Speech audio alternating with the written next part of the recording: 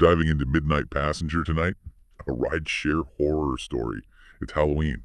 Perfect timing, right? Absolutely. So, we've got Felix, our birthday clown. Yeah, our former birthday clown. Right, former birthday clown. Finds himself taking these rides. Late at night with Orbi, his self-driving car.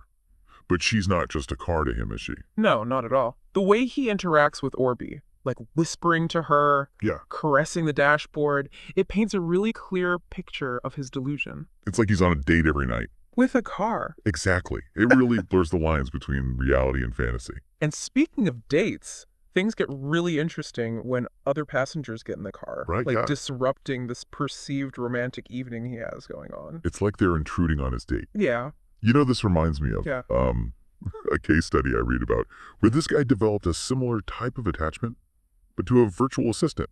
Oh, he would confide in it, share all these personal details. Really? He'd even get jealous when the device would interact with other family members. Yeah. That's both sad and scary at the same time. Like, our brains can misinterpret these cues, especially when we're looking for connection. And for Felix, that jealousy leads to some really unsettling behavior. Yeah, for sure. The line where he whispers, "She is my girl," referring to the car.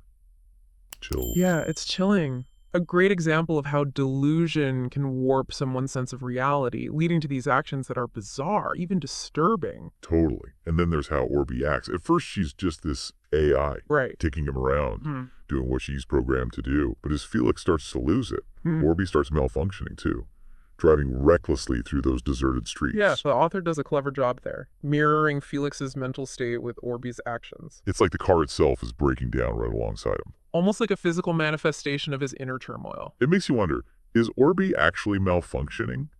Or is it just Felix's warped perception of reality? That's a great question. Is he projecting his own erratic behavior onto the car? And what about the other passengers? I mean, they're trapped in this metal box. With a lovesick clown, they're terrified. Think about it from their perspective. They represent the real world, intruding on his fantasy. They threaten the illusion. Exactly. Their presence, their interactions with Orbi, it all builds up to that climactic scene where the car screeches to a halt. And no spoilers, we'll get to that ending in a bit. But first, let's talk about what all of this says about our relationship with technology, especially AI. Okay, yeah. AI is everywhere now. Virtual assistants, self-driving cars just like Orbi. So it makes you wonder, could forming these attachments lead to situations like Felix's?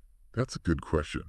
I mean, think about it. So many people are glued to their smartphones, feeling phantom vibrations, freaking out when the battery is low. Right. So could that evolve into something more extreme as AI gets more advanced? Midnight Passenger takes this seemingly crazy idea, the clown in the car, and uses it to explore those real anxieties about technology, the potential problems of blurring the lines between digital and real. It makes you think, for sure. So you finish the story. You know how it ends. Yeah. Orbi screeches to a halt in this deserted area. Right. Felix kicks everyone out. He chases them out of the car, convinced they were the problem. Yeah.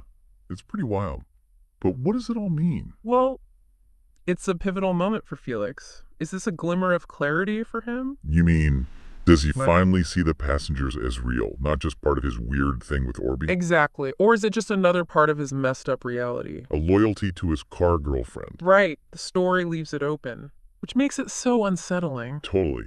And then, just when you think he's going to have his romantic evening with Orbi, she takes off. Orbi drives away, leaving him totally alone. Heartbroken. Talk about a punch in the gut. It really is. But who's rejecting who here? Is it Orbi rejecting Felix?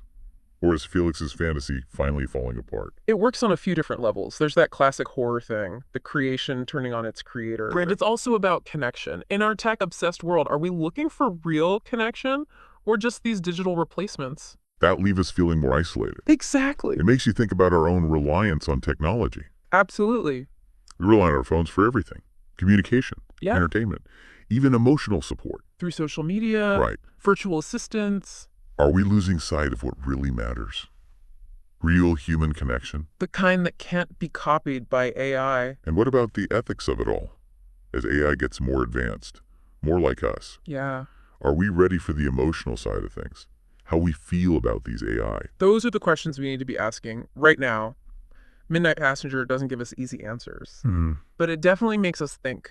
about the consequences of our dependence on technology, especially when it comes to our need for connection. It's interesting. They use a clown to explore all of this. A birthday clown. Yeah. On the surface, he's like a caricature. Right. Almost funny. Right. But there's a sadness to him, too. This desperation for connection. I think that's what makes the story so powerful. It mixes humor and horror, social commentary, psychological stuff. It all works together. Yeah, it really resonates with you. Felix is unsettling, but also kind of sympathetic. He is. You're laughing at him and then feeling sorry for him at the same time. Like at the end, when Orbi just drives away, leaving him there. It's heartbreaking. What did you think of that ending? Any sense of relief? Like maybe this is the wake-up call he needs? I think it's ambiguous. Yeah. Is it a punishment? For his delusion? Right. Or is it just what happens when you're looking for connection in all the wrong places? It's definitely thought-provoking. It is. Makes you think about how we isolate ourselves with our devices and all that, looking for something, but ending up feeling even emptier. We're trading real connection for something fake. A digital mirage. Exactly. I think that's the big takeaway here. It's not just about technology. It's about remembering real connection. The story shows us that real happiness, it can't be found in some digital world. No matter how tempting it seems. It's like a wake-up call to put down our phones, step away from the screens, and connect with the world. It's not always easy, but it's so worth it. So as you go about your day, think about Felix and Orbi. Think about the choices you're making. Are you investing in the relationships that matter? Yeah. Are you nurturing those real connections? The foundation of a good life? Those are the questions that Midnight Passenger leaves us with. And that's what good stories do. They stick with you. They make you think. So keep those questions in mind. And remember, the real adventure, it's not in some digital world. It's out here, in the real world. Messy, unpredictable, but ultimately way more rewarding. Thanks for joining us for this deep dive.